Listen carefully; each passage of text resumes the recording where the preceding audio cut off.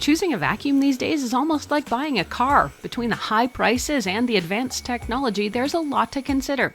And if that pricey vacuum tends to push debris around more than pull it in, what does that say about it? Dyson vacuums are definitely a higher-end choice, but are they worth it these days? I recently had the chance to spend several weeks with the newest Dyson model V11 stick vacuum. In this review, I'll take a look at what you get with your purchase, how well it cleans, and what it's not as good at. And I'll wrap things up with what its overall pros and cons are to see if I can recommend it for you. What's in the box? The main cleaner head is the biggest change to the V11. Now known as the motor bar, it replaces an older version called the high torque cleaner head. This new vacuum head is also no longer adjustable, which is going to come into play in just a couple minutes. You also get a crevice tool and a combination brush tool, plus the motor-driven mini hair screw tool for vacuuming hair on smaller spaces. Finally, you get a docking bracket and charging cord. Unfortunately, the package no longer includes the soft roller head for hard floors, which was found on the V11 Absolute, and Dyson specifically says, by the way, that accessory isn't compatible with the new V11. Plus, if you want the laser sight option, this is found only on pricier Dyson Detect models.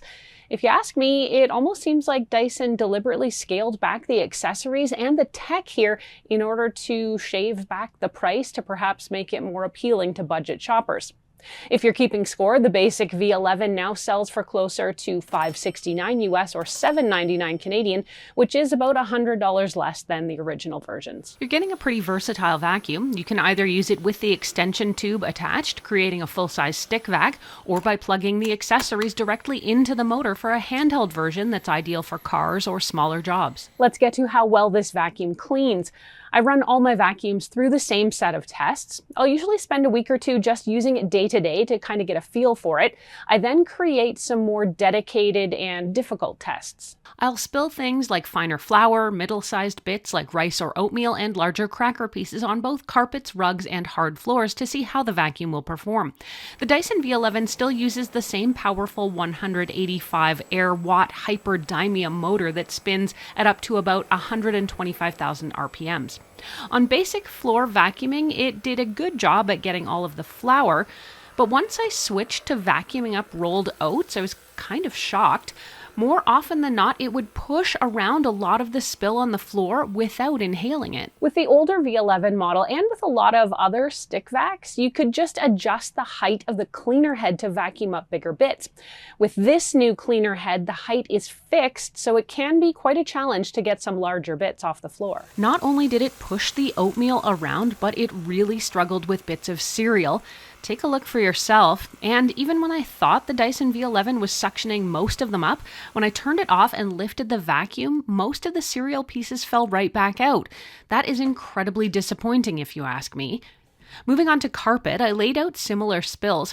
I am glad to report that on carpets at least, the Dyson V11 seemed to have no problem vacuuming up any of my test spills, even the larger bits. That might be due to the fact the cleaner head presses them into the fibers and is better able to pass over the soft surface. One of the things I appreciated about the original Dyson V11 Absolute was the automatic suction power adjustment, which would crank up the power on things like carpet. But in this version, there is no automatic adjustment. There's really just only one speed. I also ran a hair test where I recently compared the Dyson V11 to the Tinco Pure One Station 5. Here I sprinkled some leftover hair I got from my last visit to the salon onto carpet to see if it could tangle up. I'm glad to report the 43 anti-tangle vanes inside the motor bar do a good job of keeping things from getting wrapped around the Dyson cleaner head. As an aside though, I did find that other things like cereal bits did tend to get caught in the vanes and were all but impossible to remove. I also gave the Dyson hair screw tool a run at the hair test here, and while it did a good job, its smaller size meant many more passes over the same area. The hair screw tool is definitely designed more for things like furniture and pet beds. The last test I ran was on flatter washable rugs. I did find that on these, the Dyson V11 consistently jams and makes it impossible to vacuum. I believe it's either the high suction power or the beater brush pulling up the carpet into the mechanism, but this vacuum is completely non-functional on flatter rugs. Would it be a different story if that cleaner head was still adjustable? Hard to say, but since I have several of these flat rugs in my house, this is actually a huge downside for me. Because of the poor performance on hard floors and the fact it won't even function on flat rugs, I feel like the Dyson V11's performance is surprisingly poor overall and incredibly limited. Whether or not it's going to be ideal for you is going to come down to the type of flooring you have in your home and what you'll use it for the most. I think this is a vacuum that is best used mainly on carpet or for light vacuuming tasks. If you're looking for a multi-surface workhorse, I'm afraid this doesn't feel like it. The dustbin capacity is also on the small side. This just means it fills up faster and you'll likely have more frequent emptying to do. Just remove any attachments and hold the dustbin over a garbage can and release the lever. The last thing I want to touch on that I noticed in my testing is that this vacuum uses a pull and hold trigger to operate. That means you have to constantly squeeze it or the vacuum will stop running. While the trigger location is definitely convenient, if you've got a lot of vacuuming to do, this can become quite tedious after a while. I am a much bigger fan of a trigger that locks in place so you can get your vacuuming done without tension. Despite the missing auto adjustment suction feature, the battery life still impressed me on the V11. Like the older version, there's eco, medium, and boost settings, or low, medium, and high, with the boost mode using the full 185 air watts of power, while also eating about 8 times the battery usage compared to eco. Constantly vacuuming using the medium setting should last about 40 minutes from full charge, so mixing it up with the eco and the max modes, you should get about an hour of usage before you need to recharge. One cool thing I liked about using the V11 is the screen, which now shows the remaining battery capacity in real time, and what's even nicer is how the battery estimates will change the moment you switch modes or swap accessories. This gives you a lot clearer picture of how much runtime you have left. Another positive is the fact you can easily swap batteries if you decide to buy a spare battery, unlike the V11 Absolute, which had a permanently installed battery. So what are we to make of this stripped down Dyson V11? Let's go over both the pros and the cons of this vacuum so you can see if it might be right for you. On the pro side, the vacuum is good at carpets and it was able to pick up all my test spills. I found the anti-tangle properties worked really well. The addition of the hair screw tool for upholstery and pet beds is also a welcome addition. The battery life is quite strong and should allow for a lot of cleaning on a charge, and that helps because without a dedicated charging dock, you need to find a place to store it and plug it in.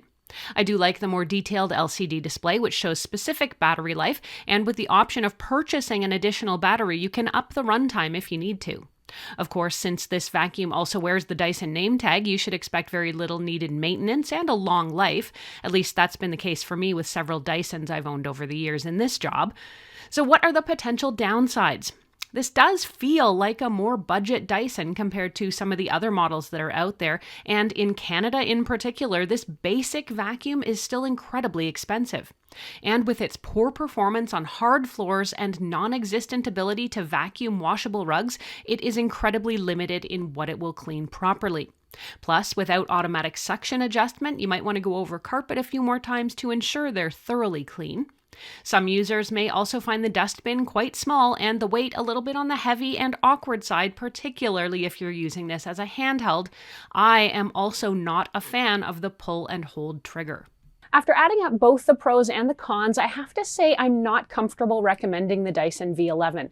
Particularly compared to some other options that are out there on the market right now, Dyson is asking for a lot of money for a substandard and very un-Dyson-like performance vacuum.